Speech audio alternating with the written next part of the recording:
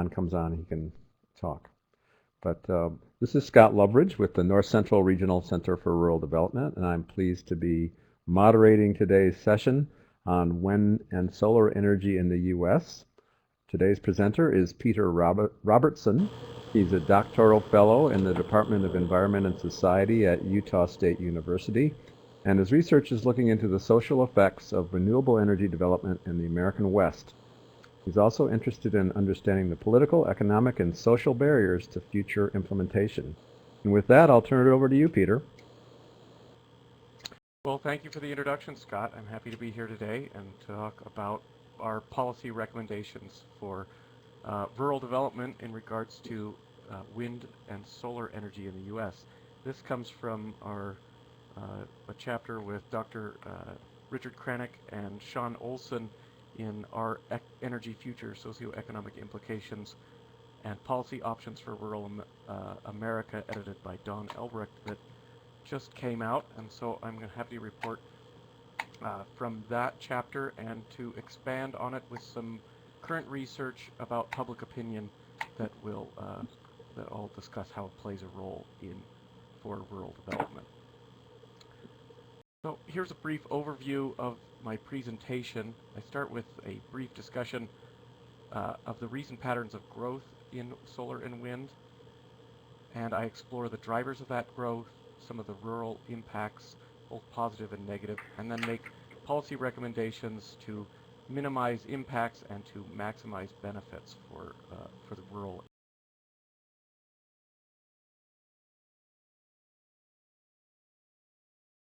The most important part has been this really rapid growth in wind and solar energy in the United States, happening worldwide, but the U.S. has been the hot seat for growth. And you can see in this chart, starting in 1990, where there was almost no hydropower renewable electricity generation.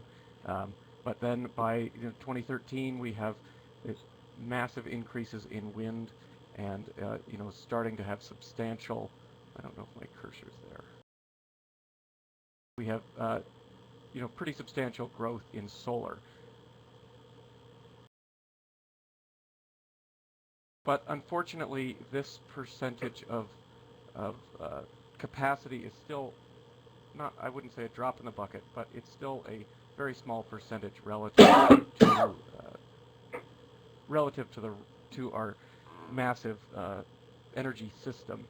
So here we still see in 2013 that coal is nearly 40% of the capacity of our electrical production, with renewables total only 13%, and hydro is still the bulk of that. So the rest of wind, biomass, solar, geothermal is only adding up to about 6% of the total capacity. But that growth rate has been really, really quick, and so we shouldn't put, even though it's still a relative percentage, we shouldn't look at that, or we should still be impressed at that rate of growth. And so, looking at some of the drivers of this recent growth have been price declines, new ways of financing, some very supportive policies, and some, importantly, public interest.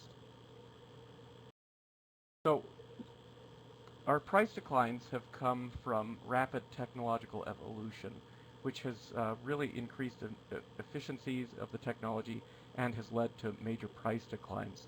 This is also in combination with increased competition, big economies of scale, and supply chain and installation efficiencies, and they have contributed majorly to price declines. You see here that the trend is expected to continue and have another 3 to 12% price drop in 2014, this year.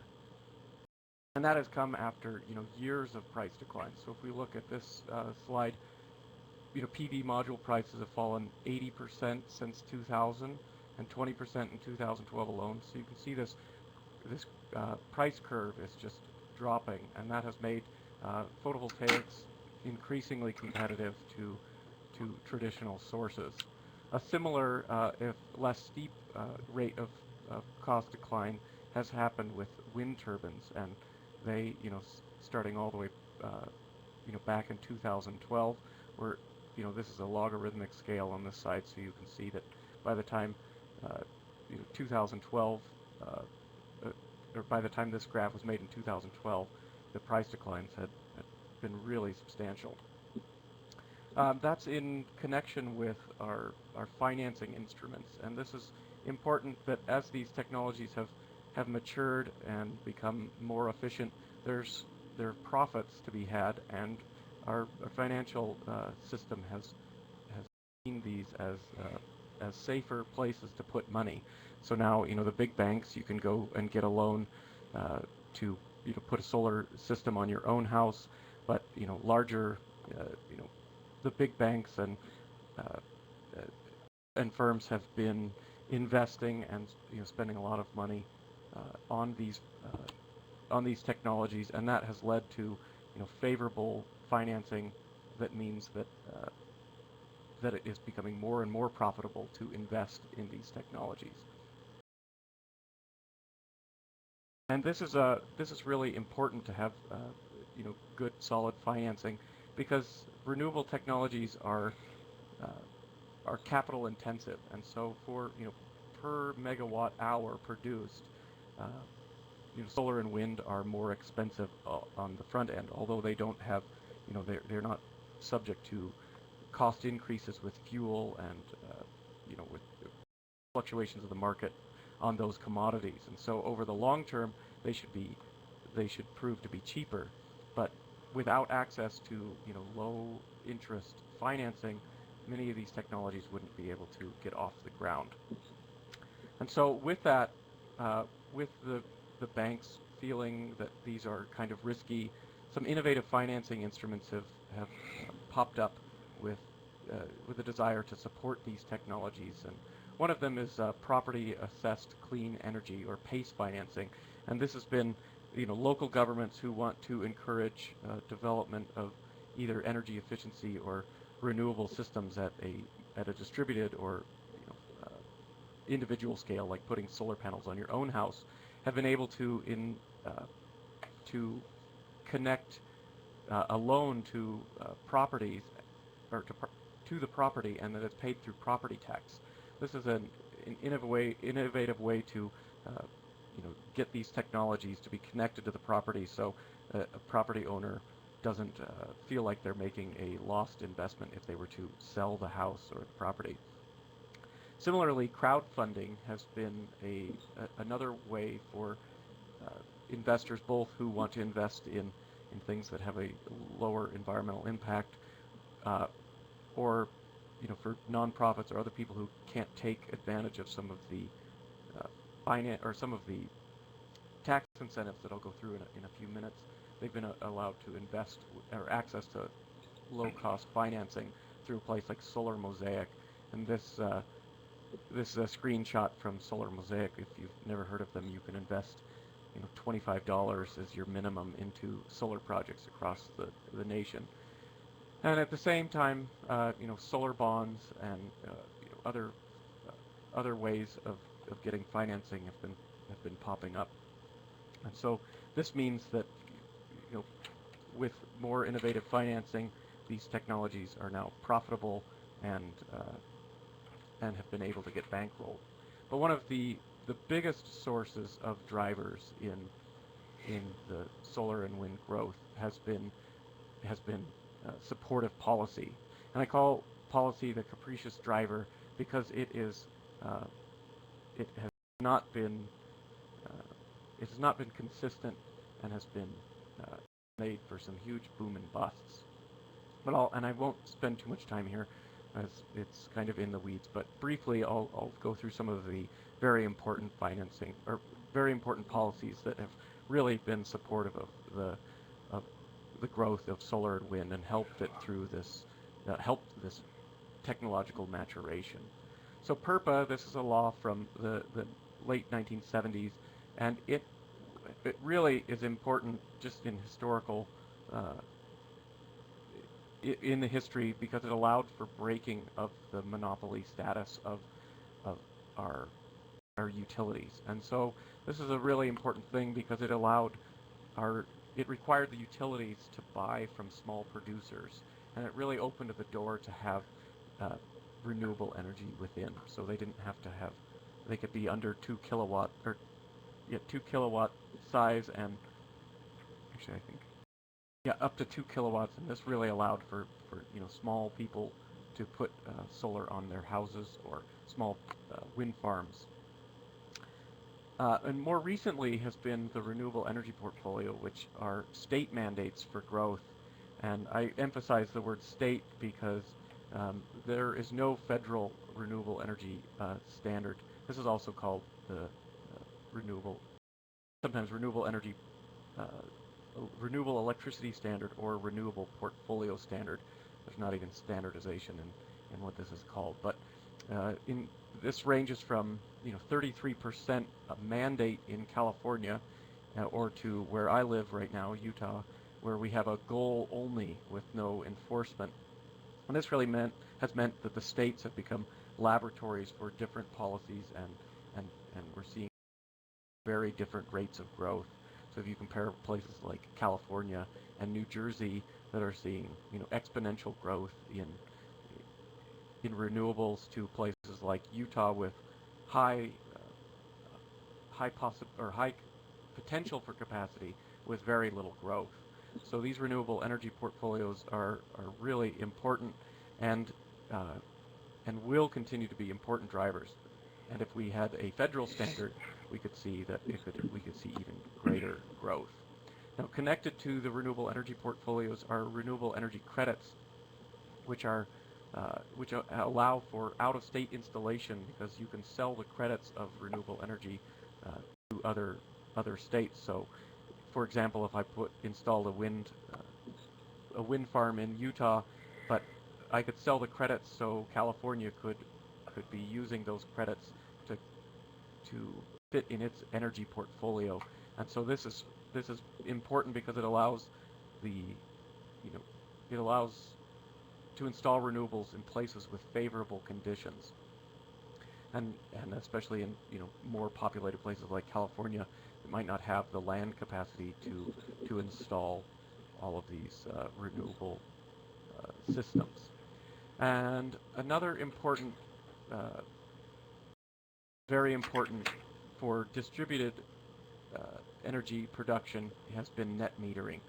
Net metering allows the small producers, households and businesses, to install solar or small wind, and to get paid in excess for what they produce over what they use.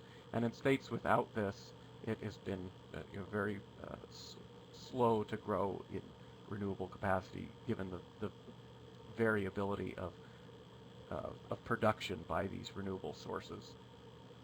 And probably the largest policy that has encouraged growth have been these subsidies, or these production tax incentive, the PTC credit, which gives 2.3 cents per kilowatt hour produced by certain technologies. This is most important for large wind farms.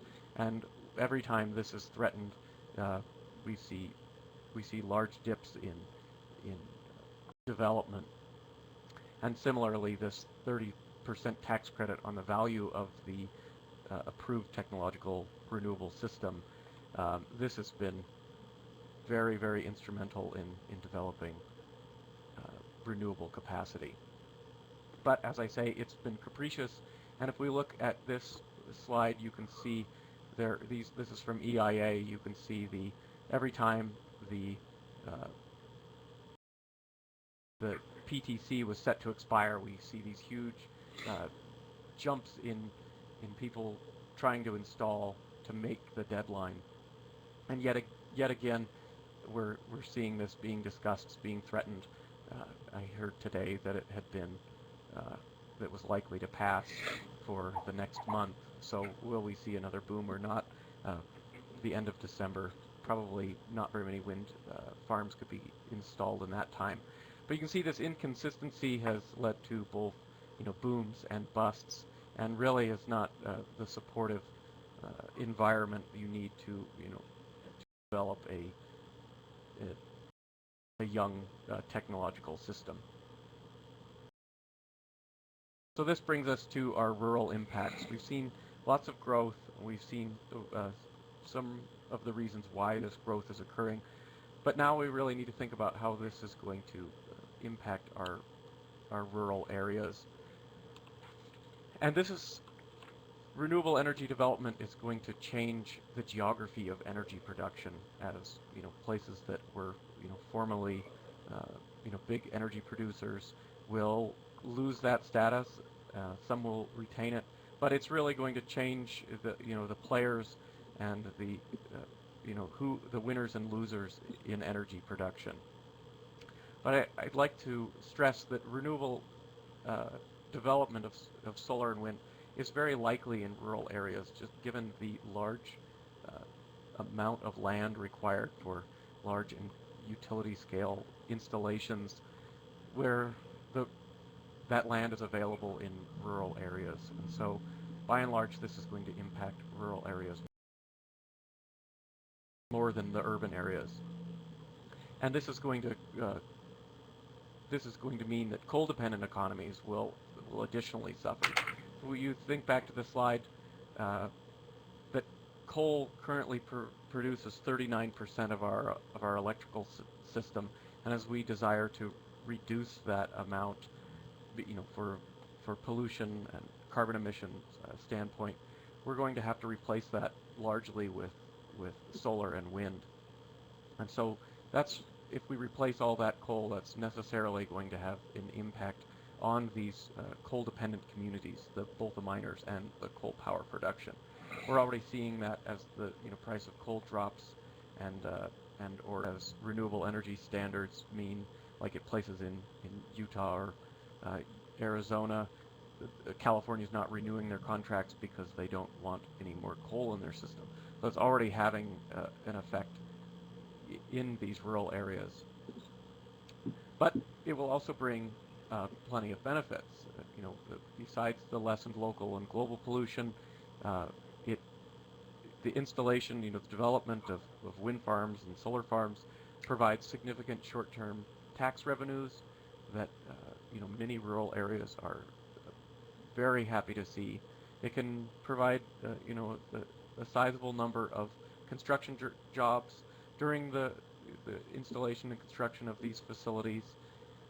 On the smaller scale, the distributed systems, with putting a solar system for a single farm, this can be a very good investment for families, farms, and ranches. Here's an article from Farm and Ranch Guide from November 14th, recommending as just simply based on the economics of why a farm should invest in solar. So not just from the green benefits, but just as an economic motive. So that can be very good stability for farms, or especially dairies, as they need large users of electricity. This can be a way to help minimize those fluctuations and be a good long-term investment. And also the private land where a lot of wind turbines have been sited, these can pay large payments yearly to farms to site the wind turbines on these land. This can be very, very needed income and consistent income over the terms of the lease, which is a definite benefit. But it also this is creating some big rural impacts and is having some consequences. And especially when we compare the number of employed in renewable systems versus our old fossil-based systems. Mining and plant operation uses much fewer employees in solar and wind than they would be replacing in coal. And I also talk about the short-term tax revenue bumps. This is something that I had listed as a benefit in the previous slide, but because most of these systems only provide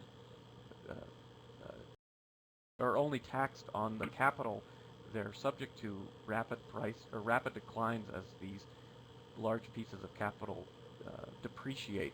And so we've heard from, in some of our interviews with local officials, that these short-term tax revenues have been a blessing and a curse because they're not very long-term. Well, they can be 10, 15 years, but they can see them disappearing in the near future, and yet they're a large chunk of change in the beginning, and this is can be kind of problematic for these small counties and towns. And then importantly, the big impact or big consequence is controversy over renewable development. And that might seem odd given that broadly people are very supportive of renewable energy. Here's a 2013 Gallup poll that says 76% of Americans want more solar, 71% want more wind, and in that nationwide poll, that's far and above all of the other sources. Here's a more regional poll from the Colorado College that shows that even though there is some very large regional differences, ranging from only 21% in Wyoming to 74% in Arizona, that still solar and wind power, even in these different states, is still largely the most supported technology for they're supported by the population. We just did our own survey in 5 communities in Utah, Idaho, and Wyoming, and we found that by and large, solar and wind are the most supported, followed closely by geothermal. But even in coal states with Wyoming and Utah, that coal is not the desired. But we still see very broad differences, and so here is a distillation for the question. These are asking in our survey of these 5 towns that have had recent wind projects either planned or installed, whether if they were given the choice, whether they would vote to have these developments near their community. And we see a lot of these rural areas with very small economic bases, like in San Juan County and in Beaver County, Utah. Both of these are Utah. That these are by and large, heavily favored by the communities. But then you go and look at places like Bonneville County, Idaho, where we see a slight majority against the installation of wind power. So, even though these are, as we look in this slide, supported broadly, we still have people who are upset about wind development. And here's a slide from a anti-wind group out of near Idaho Falls, and how people are really upset about these wind turbines invading their properties and invading their views. So the context is really important when we talk about development for these rural areas, because some places are going to be supportive, like our San Juan and Beaver County, and will be happy at the development, and some of our places will be like Bonneville County, very upset at the development. People are usually very concerned about spoiled views, the fear that it's going to be noisy, harm to wildlife and wildlife habitat, this changed land use. They fear lowered property values and are upset that these technologies are benefiting from government subsidies. And so I say this because we look at nearly 39% of our energy production from coal, which is not without impact, but those impacts are relatively hidden from the average user. And as these technologies become more and more ubiquitous, we have to consider that the context, there will be many places that are very, very upset and fear, impacts to wildlife or these rare but catastrophic events like a wind turbine falling down. And so we have to consider whether the public will be supportive. And part of that brings me to our policy recommendations, which are to help minimize the impacts that these installations will bring, to maximize the benefits, the local benefits, so these rural communities can feel like these technologies are offering them growth, and then to maintain the growth in the belief that renewables offer us the best chance at reducing our carbon emissions. So for our policy recommendations, as I showed that it's very important to make policy consistent, and that they should have ways that the policy they will eventually end, but make that consistent, and so make them for a long period of time without changes, to give the consistency the financial and business world needs to take this big capital risk to install these systems. Similarly, and I didn't go into it much here, if you're interested, you can go look through our chapter, is that it's very important to coordinate the regulatory structures across scales. And by this, I mean that electricity is regulated at multiple scales, and many times these are conflicting. And so it's very important to coordinate across the federal, the state, the municipal, the electrical cooperative, so that these policies are not working at cross purposes. And that would help, both of these would help maintain the growth, whereas offering financing for distributed energy would help maximize local benefits. So as the Farm and Ranch Guide said, it's economical for farmers and ranchers to install small systems on their houses. It would be to help support these changing economies in these rural areas, that offering financing like I discussed, the PACE financing, would really help regulate small producers' electrical or energy bills, and this could be a very good way to maximize the local benefits. Similarly, creating local generation standards. So only Wyoming, to my knowledge, has a generation standard, and this means that like the production tax credit that pays producers to per kilowatt hour, this would be a small tax that would be paid to the communities in which these systems are sited. And this can really help to showcase visible changes within the community.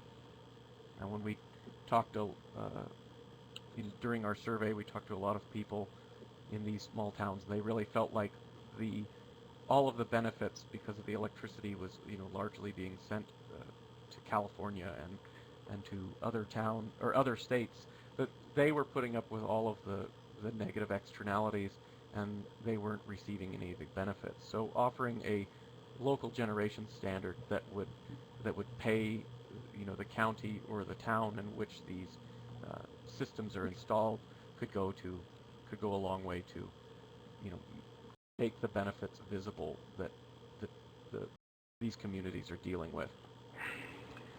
Similarly, during the hiring, and many wind installers do this already, is to try to maximize their local hiring, and this is difficult because many of the jobs installing these highly technical systems are very specialized, and local rural areas do not have access to this expertise. But to as feasible as possible to hire local, that is another thing we heard a lot from the communities, is that nobody was hired. They were all out-of-state workers. They came in for a few weeks. They really felt like they missed out on that opportunity. And our final policy recommendation is to have best practice siting and interconnection standards. And so if we look back at this picture from the Swindle website, that people were very angry that these wind turbines were installed so close to residential areas. And so to, you know, have siting standards that are, that that minimize the visual impact, that can go a long way to making the local communities support these developments. Those are our policy recommendations, and I leave with this glib picture from anti-renewable people to just show that there is a large variety in opinion. Any questions?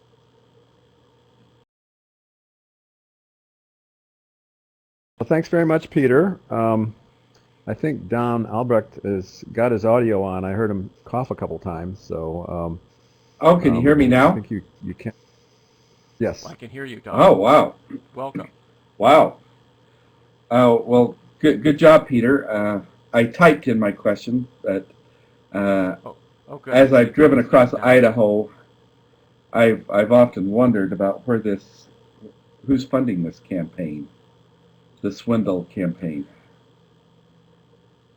Yes, and for those listening who might not be driving through Idaho frequently, I'll let them know that this Swindle campaign is a billboard campaign all up and down the Interstate 84 going through Idaho, and it is a series of billboards that have been up for years that equate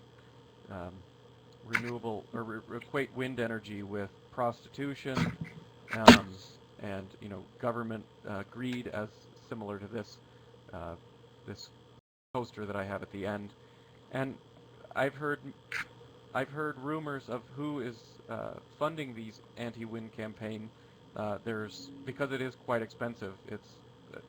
I talked to somebody who estimated it at about $300,000 a month for this billboard. I don't know if that's true or not. That sounds very high to me. That there were rumors that it was being funded by the Koch brothers, and I got a little bit of confirmation of that from talking to some of the people involved in this campaign. And then I've also heard that it comes from Idaho Power, which I have no confirmation of that except from, as a rumor. But it has been interesting that on the front side of the Swindle billboard is the anti-wind, and on the other side of the Swindle billboard is a Idaho Power advertisement. So maybe there is some truth to that rumor, but I don't actually know concretely who is funding the anti-wind, although some documents have come out tying it to the Koch brothers, so that could very easily be funding this campaign in part. I posted the webinar evaluation for those participants. It would be great if you could fill that out while we continue to talk a little bit. One of my questions was, and of course this is, I should mention that this is part of a larger effort funded by the National Agricultural and Rural Development Policy Center. It's one chapter of a book called Our Energy Future: Social Economic Implications and Policy Options for Rural America, edited by Don Albrecht, who's my co-host today. So if you're interested in these topics, please get a hold of that book. There's lots of interesting chapters in there. One of the questions I had as I was thinking about your presentation is, we've seen a pretty dramatic change in energy prices over the last 6 months, and how is that going to change the dynamic here?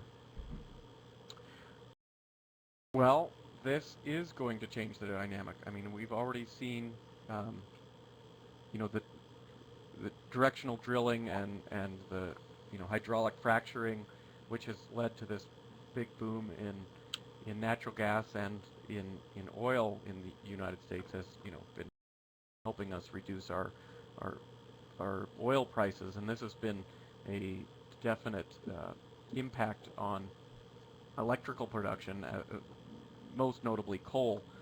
A lot of people are blaming, the renewable industry for this war on coal, but the natural gas equation is very, very important. And so while natural gas, these fluctuating prices, but its low price has meant that most new installed capacity in the past few years has been natural gas power plants. So if that continues to be a low price, although we've increased our capacity, so we can imagine that there will be price swings in natural gas, which would help benefit renewable. But the oil prices, although they've been affecting solar stocks, they're not really the same thing. Electrical production doesn't come from oil, or very much oil in this country. With there are a few backup generators and a few spot producers that run on diesel and fuel oil. But so those are largely separate. Although that when people think about energy and they see oil prices, it seems like the stock market reacts by dropping the investing in solar and wind. And so from that psychological perspective, although they're not directly related, they'll definitely, this recent low energy cost will, or low oil cost will definitely impact renewables in that sense. And any of our participants have questions, please put them in the chat. Don, did you want to say something? I was just going to add one question to follow up on the swindle campaign in Idaho. It appears that it's somewhat effective. Bonneville County, Idaho has the less support for wind and solar, much lower than other counties where the campaign is not going on. So I was just going to point out that it does appear to have, yeah, there we go. I think Bonneville is the only one in Idaho, correct? It's the only installation in Idaho, and so that whether or not that this low opinion of renewable energy in Bonneville County, there are other contextual things. Bonneville County is the home of the INL, which is the Idaho Nuclear Laboratory, and so there are many people who are much more supportive of having nuclear energy in this town than in any other of these communities. So that fear of competition, that probably plays a role. The swindle campaign, it likely plays a role. But then also the siting differences. And so if you look at San Juan, Beaver, and Rollins and Saratoga, where the wind development occurs is much less hidden from view, whereas the Bonneville County is up on a ridge and is very imposing over the town, and is also near many of the the suburbs of Idaho Falls, where many of the high-end homes are located. And so I think that contextual factors can't just be reduced down to this anti-wind campaign. There are other things that are leading into some anger in this area. You talked a bit about the price of photovoltaic coming down. Is that the price per kilowatt, or is it the solar array itself, or is that everything installed? Well, it is kind of a combination of all things. That we've seen a dramatic decrease in the photovoltaic cells themselves, but we've also seen there have been strategies at installation and inverters and the racking system, and just all in the supply chain, in the acquisition of customers, in marketing. There have been lots of incentives. This is a very nascent industry, and so they've been able to they've had a quick learning curve about about ways to cost save, but most of the cost has come from reductions in the photovoltaics themselves, and so most of the installations in the United States, the photovoltaics are only about half the cost of the system. So with inverters, racking, installation, and permits as being the other half. So there's definitely some room for additional cost savings in the future as as companies become more effective in installation and find other places to cut costs. Have they gotten lighter or smaller per kilowatt hour generated, or is it just cheaper? Both. So efficiencies have increased, although most of the photovoltaics are not. They're not using the most, efficient at converting sunlight into electricity. So they've gotten lighter. They've used different racking systems that allow them to be thinner, which allow them to be cheaper to transport. There's been a whole host of technological innovation that means that their cost per watt has declined. And I'll say that one of the points that we make in our chapter is that the rate of change, the cost reductions have been so quick that most policymakers are working on antiquated knowledge about the cost of solar. I can see that in my I'm on a advisory board to Logan Utility, and we are advising for renewable capacity, and our mayor, who studied solar, had decided that it was completely uneconomic. But then when he redid the numbers, he has now realized that what a difference a few years makes in cost declines, and means that a homeowner's solar system can have a return on investment in about 11 years in a place like northern Utah.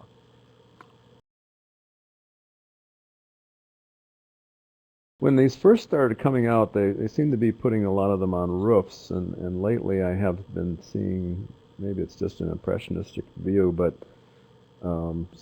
I could be wrong about this, but it does seem like they've kind of migrated to not being on roofs so much.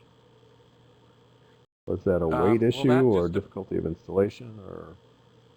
Well, it kind of depends on the size of the installation, and so for a homeowner, it still largely makes sense if they have a non-shaded roof with a south or west angle, or open free of shade, that it still makes sense to put it on a roof. But for a homeowner, if they have since the panels can last 20 or 30 years, that might mean that they need to install a new roof, and so that can be an additional cost. But for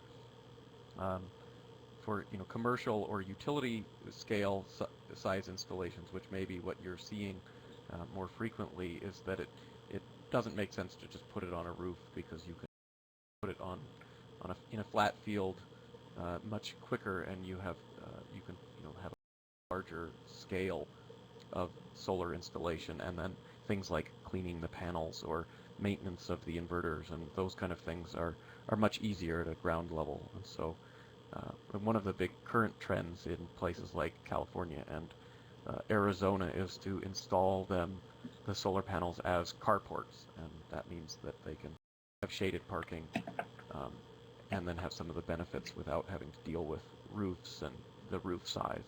So they can kind of have a standardization of installation. Interesting. Well, thanks very much for a terrific overview of what's going on in this sector. I found it very interesting, and appreciate your coming together with us today. Yeah, thank you, Looks Scott. like Don is typing something. Good job, Peter. Okay. I'll put my email address in the chat if anybody has any other questions that they didn't have time to ask me today. But I thank you guys for listening, and I hope what I brought you today was informative. All right. Well, thanks so much. Thank you. Bye-bye.